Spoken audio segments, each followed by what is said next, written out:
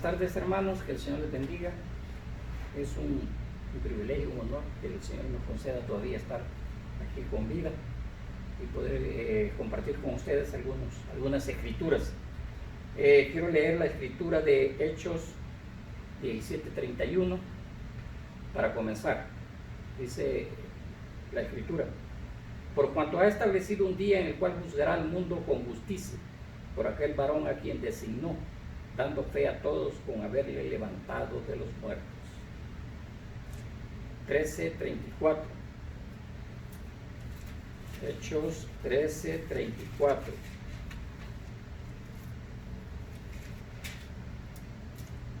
Y en cuanto a que le levantó de los muertos, para nunca más volver a corrupción, lo dijo así: os daré las misericordias fieles de David. Por eso dice también en otro salmo: no permitirás que tu santo vea corrupción. Y la otra escritura que tengo es San Juan, capítulo 12, versos 23 y 24. Jesús les respondió diciendo: ha llegado la hora para que el Hijo del Hombre sea glorificado. De cierto digo que si el grano de trigo no cae en la tierra y muere, queda solo, pero si muere, lleva mucho fruto. El Señor añada las bendiciones a su palabra. Tenemos esas tres escrituras, quizás no muy conocidas, pero quiero hacerles partícipe de lo que el Señor me ha revelado de estas escrituras.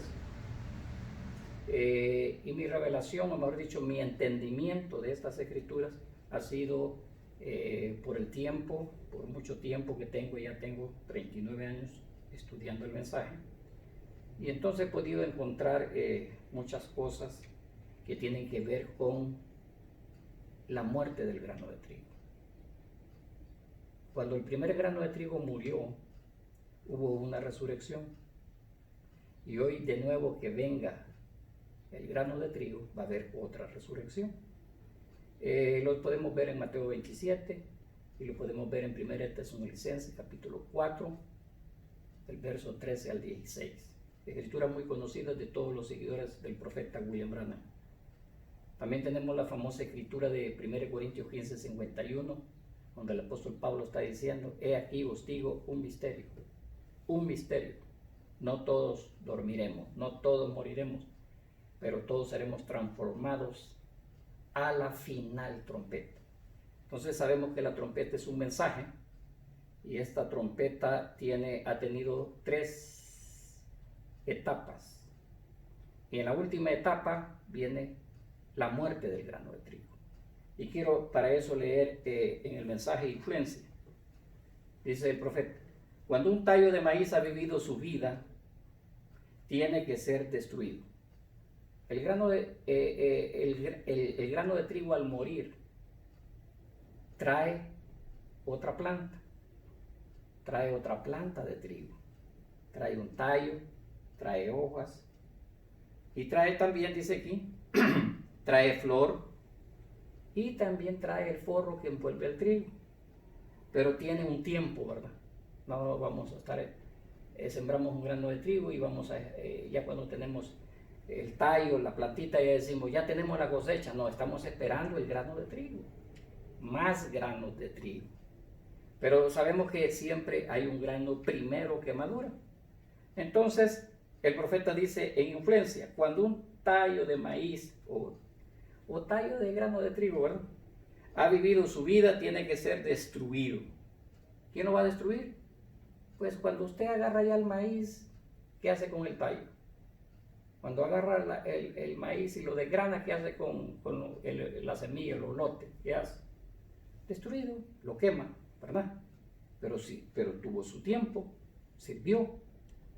Entonces el profeta nos está diciendo que no podemos nosotros estar con el tallo de Lutero, o de la denominación luterana, o estar con la borla, ¿verdad?, de los wesleyanos, o con el forro pentecostés. Entonces dice él: cuando una flor vive su vida, tiene que morir, y la civilización ha vivido su tiempo, la edad de la iglesia vivió su tiempo, las denominaciones han vivido su tiempo. Ahora vamos a ir al absoluto. estoy conectando estos extractos y estas escrituras para darle lo que entiendo de lo que el profeta de Dios dice y lo que la Biblia dice. Y usted saque sus conclusiones, analícelo. Acuérdese que le he leído que hay un secreto de la resurrección. Tenemos como hijos de Dios, tenemos como simiente de Abraham conocer el secreto de su venida. Sabemos que su venida ha sido en 3 etapas. Ya la primera etapa todo el mundo la conoce, ¿verdad? Estamos esperando la segunda etapa, esa voz de resurrección. Pero ¿cómo viene esa voz de resurrección? ¿Quién va a dar esa voz de resurrección? Bueno, el religioso dice Jesucristo la va a dar. Claro, Jesucristo dijo yo estaré con ustedes todos los días. Entonces Él ha estado haciendo todo. Yo estoy ahora hablando por Jesucristo. Si Jesucristo no estuviera en mí, dentro de mí, yo no estuviera hablando de estas cosas. Posiblemente andaría en otro tipo de vida, ¿verdad? Pero tengo la vida de Jesucristo y por eso me es importante a mí conocer la vida de Jesucristo. Vamos a ir al párrafo 161 del mensaje titulado El Absoluto. El Absoluto, no un absoluto, porque ese es otro, ¿verdad? El Absoluto. Y el mensajero dice, y Cristo es esa vida. Aquí está poniendo a Jesús como la vida, Jesús es la vida, el absoluto. Entonces Jesucristo es el absoluto y es la vida, ¿verdad? Jesucristo es el absoluto y es la vida. Usted no puede ver la vida. Para que usted pueda ver la vida tiene que estar en un ser que vive, que usted lo ve, ¿verdad? Entonces dice él, nos vamos con ese fundamento que Cristo es la vida y Cristo es el absoluto. Si el trigo, en este caso sería quizás usted, quizás yo, ¿verdad? Como trigo. Está haciendo las comparaciones el profeta. Como trigo, yo como trigo, usted como trigo. Pero aquí va a hablar del primer grano de trigo que madura.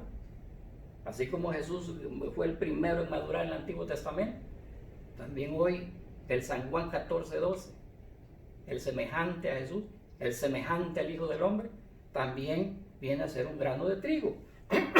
Pero para probarnos a nosotros que tiene el absoluto, va a ser esto, mire hermano.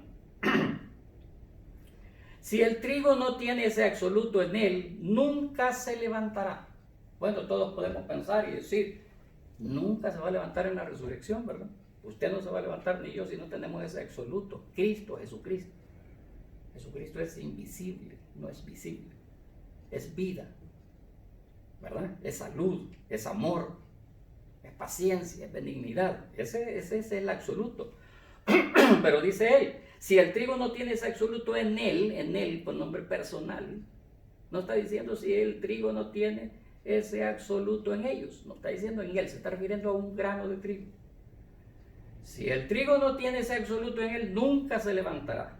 Si ese trigo no tiene ese absoluto, puede que sea muy bonito por fuera, pero no puede vivir porque no hay nada en él con qué vivir.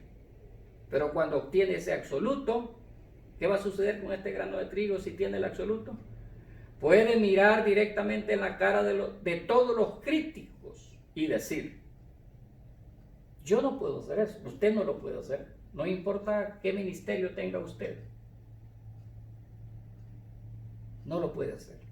Él está diciendo, pero cuando obtiene ese absoluto, puede mirar directamente en la cara de todos los críticos y decir, yo me levantaré otra vez. ¿Por qué? Porque tiene el absoluto, está en él, tiene que levantarse otra vez. Si permanecéis en mí y mis palabras permanecen en vosotros, pedid todo lo que queréis. Eso es ese absoluto. ¿De qué trigo está hablando? Hermano, está hablando del trigo que salió cuando la planta, el tallo, la borla, la flor, se murió. Eso es lo que está diciendo el mensajero, ¿verdad? Cuando un tallo de maíz ha vivido su vida, tiene que ser destruido. Cuando una flor vive su vida, tiene que morir. Y la civilización ha vivido su tiempo, la edad de la iglesia vivió su tiempo. Las denominaciones han vivido lo han vivido ya. ¿Por qué se murió? Porque ya tenemos al grano. ¿Quién fue el primer grano? William Branham fue el primer grano.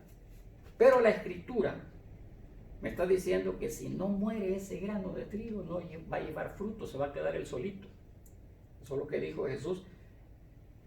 En el verso 24, cuando dice, de cierto digo que si el grano de trigo no cae en la tierra y muere, queda solo.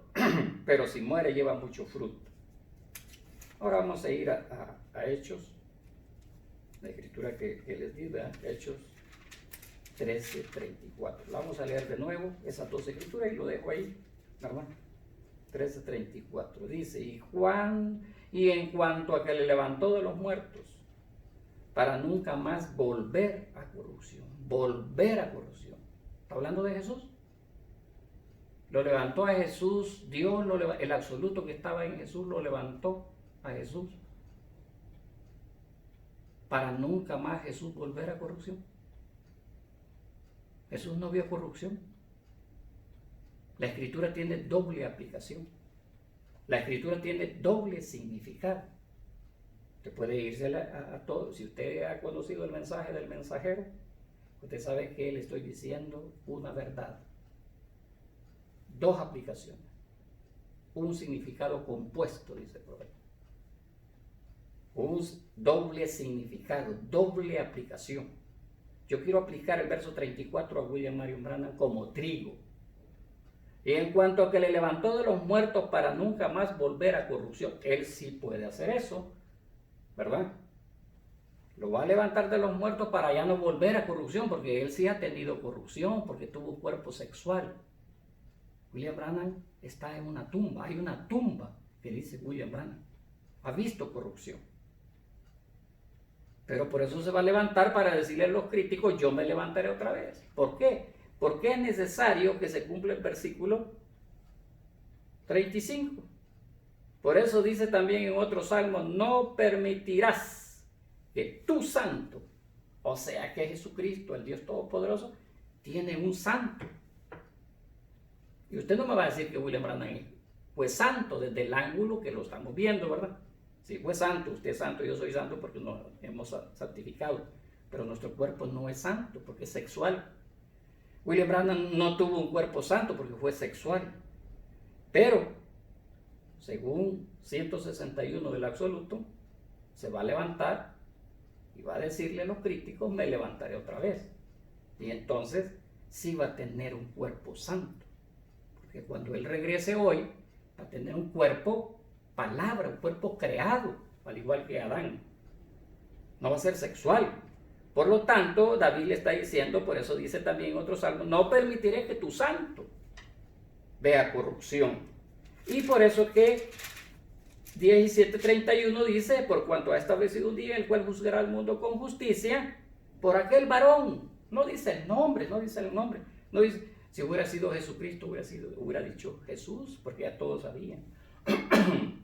Por aquel varón a quien designó, dando fe a todos. Necesitamos esa fe de rapto. Necesitamos Mateo 12:40. Como Jonás estuvo en el centro de la tierra, así es necesario que el Hijo del Hombre. Todos creemos que William Branham fue el Hijo del Hombre. William Branham, el séptimo ángel, manifestó al Hijo del Hombre. Por aquel varón a quien designó, dando fe a todos con haberle levantado de los muertos. Pero que lo que sucedió en esa época cuando Pedro estaba hablando de eso, pero cuando oyeron de la resurrección de los muertos, unos se burlaban y otros decían, ya te oiremos acerca de eso otra vez. ¿Por qué? No creían en la resurrección. Y hoy creo que mucha gente no cree en la resurrección. No cree que hay un grano de trigo que tiene que mostrar el absoluto a levantarse y enfrentarse a los críticos. Que el Señor les bendiga, pasen muy buenas tardes, muy buenas noches, muy buenos días.